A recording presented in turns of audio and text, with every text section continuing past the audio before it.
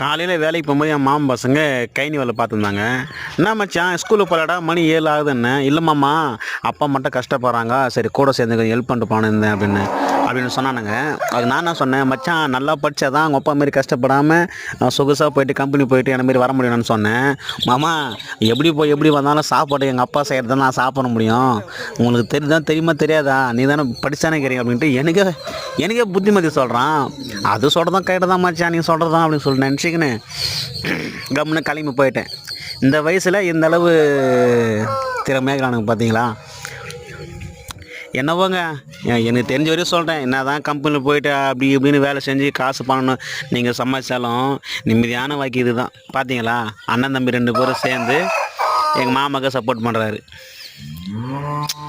நல்ல லைஃபுங்க. நானும் இப்படி இருந்தால் தான் வந்தேன்.